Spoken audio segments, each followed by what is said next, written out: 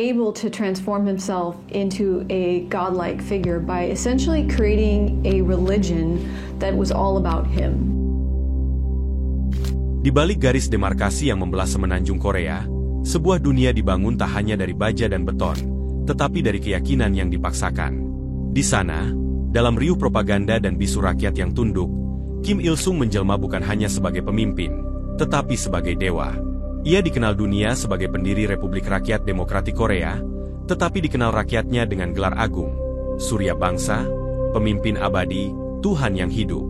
Di tengah dunia yang rasional dan sekuler, di era satelit dan pemetaan genetik, negeri ini memahat ulang mitos. Namun, bukan dari kitab suci, tetapi dari manifesto partai. Apa yang terjadi di Korea Utara bukan sekadar anomali politik. Ia adalah cerminan purba yang menjawab satu pertanyaan yang tak pernah selesai dijawab. Apa jadinya jika Tuhan hidup di antara manusia? Jika kekuasaan tertinggi tak lagi bertempat di langit, melainkan melekat pada daging dan tulang, dengan segala keterbatasannya, mungkin Kim Il-sung hanyalah permulaan dari satu skenario yang jauh lebih mengerikan. Skenario di mana yang ilahi turun tahta dan menjelma fana. Bagaimana jika batas antara yang ilahi dan yang fana benar-benar runtuh? Pertanyaan ini bukan sekadar spekulasi teologis, tetapi suatu pemicu bagi krisis eksistensial terdalam umat manusia. Sepanjang sejarah, manusia telah berusaha memahami Tuhan melalui doa, simbol, bahkan seni. Tapi semua itu terjadi dalam ruang keyakinan yang sunyi dan tak tersentuh. Apa jadinya jika yang selama ini kita percaya dalam keheningan iman dan simbol-simbol sakral, tiba-tiba hadir secara nyata dalam rupa yang bisa disentuh, dilihat, dengan tubuh yang bisa lapar, emosi, dan ego yang bisa salah arah, bahkan disalahpahami? Di balik ketertarikan pada konsep Tuhan sebagai manusia, tersembunyi sebuah paradoks yang mengancam tatanan nilai paling mendasar. Ini bukan hanya soal agama atau keyakinan, tetapi tentang apa yang terjadi ketika kekuasaan tertinggi di alam semesta melekat pada tubuh yang lemah dan rapuh. Mungkin di titik itulah, awal dari skenario tergelap umat manusia dimulai.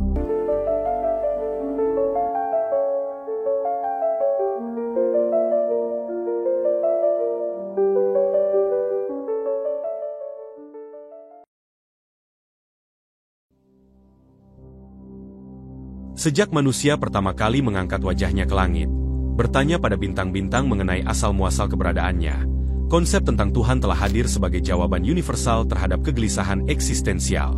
Fenomena ini telah ada sejak zaman purba, di mana kekuatan ilahi seringkali disimbolkan melalui alam sebagai bahasa awal manusia untuk menggambarkan kekuatan yang lebih besar dan menjadi sandaran permohonan.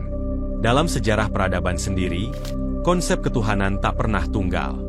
Ia berkembang dari bentuk animisme, henoteisme, hingga mencapai monoteisme yang terformalisasi dalam berbagai agama seperti Yudaisme, Kristen, Islam, dan bentuk-bentuk lain dalam Hindu dan Buddhisme. Disinilah kita menemukan keragaman mendasar. Ada Tuhan yang personal dan bertindak, dan ada pula Tuhan yang impersonal, semacam prinsip metafisik universal seperti Brahman, salah satu aliran dalam filsafat Hindu, atau Tao dalam Taoisme. Perbedaan antara konsep Tuhan yang personal dan impersonal inilah yang menjadi titik masuk krusial dalam membayangkan sebuah skenario ekstrim. Bagaimana jika Tuhan benar-benar menjadi manusia, bukan sekadar simbol atau perwujudan metaforis, melainkan eksistensi utuh dengan tubuh, emosi, dan ego manusiawi yang terbatas? Ini bukanlah pertanyaan spekulatif, sebab dalam agama Kristen misalnya, Yesus dipahami sebagai inkarnasi Tuhan dalam rupa manusia.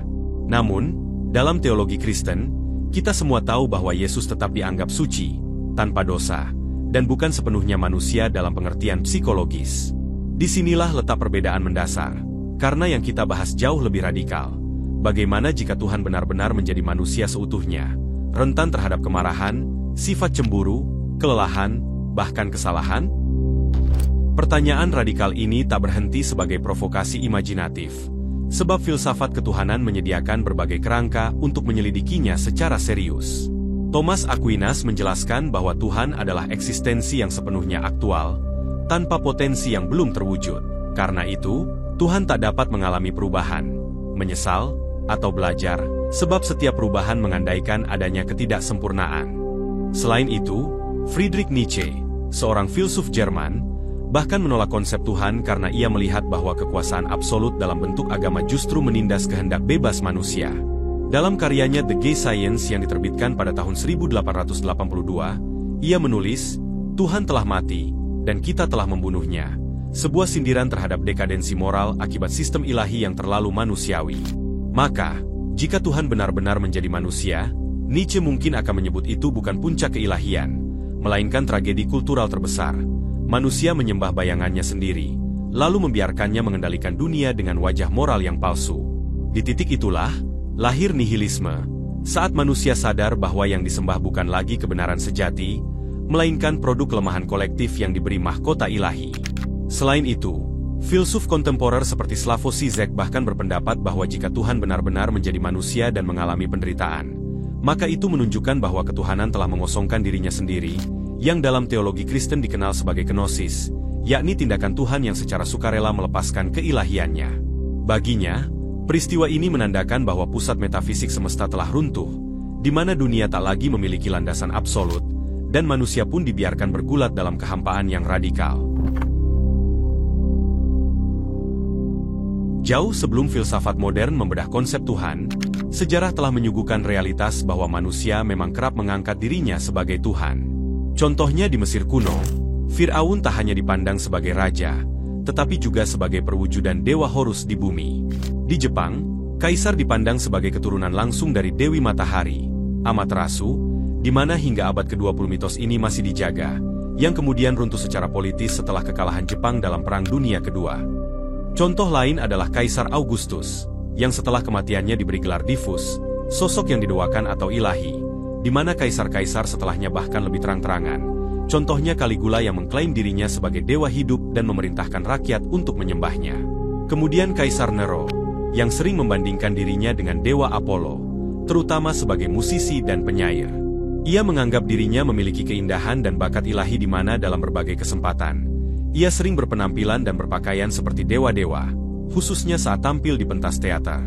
Bahkan menurut sejarawan Suetonius, dalam karyanya The 12 Caesars, Nero sering muncul dalam kostum dewa-dewa, seperti Apollo, Hercules, atau bahkan Venus. Namun, hampir semua yang mengklaim dirinya sebagai Tuhan, atau terjerat dalam pengkultusan diri, pada akhirnya berakhir dalam kegilaan, tirani, bahkan kehancuran. Yang paling mengkhawatirkan adalah ketika kultus terhadap manusia yang dianggap Tuhan bertahan hidup dalam dunia modern. Seperti yang sudah disinggung di awal, Kim Il-sung, pendiri dan pemimpin pertama Korea Utara, didoakan melalui propaganda selama puluhan tahun. Ia bukan hanya tokoh politik, tetapi juga dianggap sebagai bapak segala bangsa, tak pernah salah, dan hidup abadi dalam semangat rakyat. Ini bukan lagi agama dalam pengertian spiritual, tapi agama politik, sebuah teokrasi sekuler yang terbukti menindas dan mematikan. Sosiolog Emil Durkheim sendiri mengamati bahwa manusia cenderung mendewakan simbol-simbol kolektif. Tapi bagaimana jika simbol itu adalah seorang manusia? Maka lahirlah Tuhan palsu, disembah bukan karena kebenarannya, tapi karena kebutuhan kolektif untuk merasa aman, percaya, dan terikat pada satu otoritas tunggal. Di titik inilah pertanyaan kita menjadi lebih dalam. Apa yang sebenarnya terjadi jika Tuhan benar-benar menjadi manusia? Bukan dalam arti simbol atau alegori, tetapi sungguh hadir dengan tubuh, batas, nafsu, dan kemarahan. Dari pertanyaan-pertanyaan ini, sejarah tak memberi kita jawaban yang menenangkan. Setiap manusia yang mengklaim diri sebagai Tuhan selalu membawa luka, penderitaan, dan kehancuran nilai. Immanuel Kant memperingatkan, moralitas sejati lahir dari rasio praktis, bukan titah otoritatif. Jika Tuhan adalah manusia, maka moral berubah menjadi kehendaknya, di mana tak akan ada ruang untuk mengoreksi, karena kebenaran telah menyatu dengan satu tubuh yang bisa salah. Karen Armstrong, seorang penulis sejarah agama dan mantan biarawati Katolik, pernah menulis bahwa konsep tentang Tuhan berubah bukan karena Tuhan yang berubah, melainkan karena manusialah yang berubah. Ketika manusia merasa lemah, mereka menciptakan Tuhan yang kuat, dan ketika manusia tertindas, mereka menciptakan Tuhan yang adil. Konsep-konsep ini membentuk simbol-simbol ketuhanan yang mencerminkan kebutuhan manusia itu sendiri. Sehingga, jika Tuhan benar-benar menjadi manusia, semua simbol itu pun runtuh, di mana Tuhan tak lagi transenden. Ia turun ke dalam sejarah, terlibat dalam konflik, dan tak luput dari tragedi. Dari renungan ini, jelas bahwa gagasan Tuhan sebagai manusia bukanlah harapan, melainkan peringatan, bahwa kekuasaan absolut dalam diri manusia adalah kontradiksi berbahaya, sunyi, namun menghancurkan.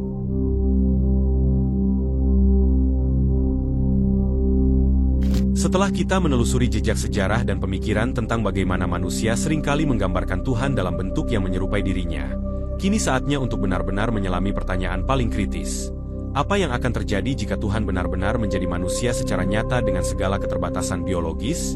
Skenario ini bukan sekadar spekulasi teologis, tapi sebuah guncangan besar terhadap tatanan sosial, moral, dan spiritual umat manusia. Kehadiran Tuhan dalam bentuk manusia, lengkap dengan identitas legal dan fisik, akan memporak-porandakan keyakinan kolektif dunia. Reza Aslan dalam buku Zealot, The Life and Times of Jesus of Nazareth, mengungkap bagaimana inkarnasi Yesus saja telah memecah masyarakat Yahudi pada zamannya. Maka bisa dibayangkan bagaimana reaksi dunia modern yang jauh lebih beragam saat ini dalam hal keyakinan, budaya, dan cara pandang, kemungkinan besar akan jauh lebih kompleks atau bahkan lebih kacau. Jika Tuhan menyatakan diri secara eksplisit, agama-agama bisa runtuh, bukan karena ditolak, tetapi karena fragmentasi. Masing-masing manusia ingin mengklaim Tuhan itu milik mereka, lalu munculnya klaim palsu, kultus baru, bahkan mungkin perang suci menjadi tak terhindarkan. Ketegangan spiritual juga kemungkinan besar akan berubah menjadi krisis global. Bahaya yang lebih dalam muncul di ranah psikologis, sebab jika Tuhan benar-benar manusia itu sendiri, ia akan terikat pada hormon, emosi, dan kelemahan, kemudian bisa marah karena dopamin yang tak seimbang, atau mengambil keputusan yang terdistorsi oleh suasana hati. Dalam kondisi inilah, konsep ketuhanan sebagai entitas sempurna pun akhirnya runtuh total. Sejarah mencatat, mereka yang mengklaim diri sebagai Tuhan, justru seringkali menjadi sosok paling destruktif.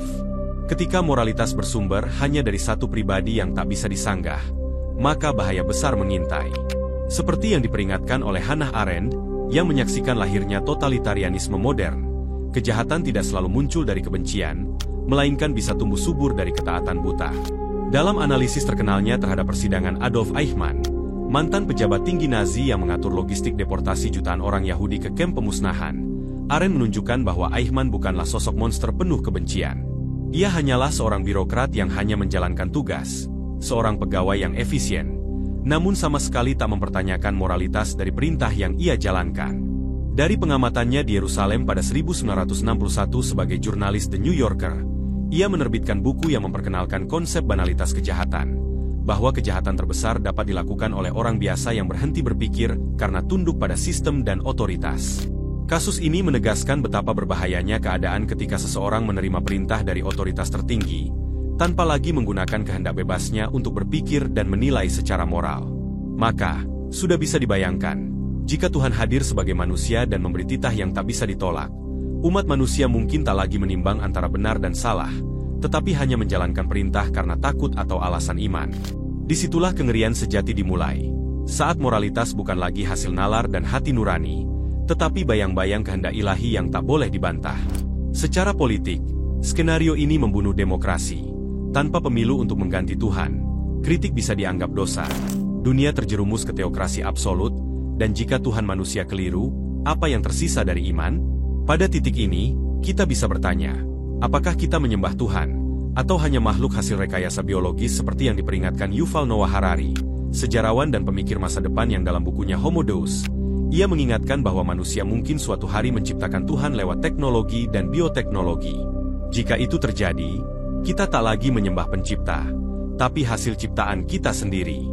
Reza Aslan pun menulis bahwa gambaran manusia tentang Tuhan seringkali lebih mencerminkan diri mereka sendiri ketimbang sosok ilahi sejati. Skenario ini mungkin terdengar distopia, bahkan menggelikan. Namun, ia mengajak kita merenungkan mengapa manusia membutuhkan konsep Tuhan yang transenden dan sempurna. Kita membutuhkannya agar kekuasaan tidak korup, agar moralitas memiliki fondasi yang kokoh, dan agar hidup kita memiliki makna yang melampaui kefanaan pribadi. Semua ini merupakan pengingat penting bahwa kekuasaan mutlak jika jatuh ke tangan yang salah, bahkan di tangan Tuhan yang bersifat manusiawi, akan selalu berujung pada kekacauan dan keputusasaan. Inilah peringatan yang layak kita renungkan dalam-dalam. Jika Tuhan adalah manusia, itu bukanlah jalan menuju keselamatan, melainkan gerbang yang perlahan terbuka menuju kehancuran.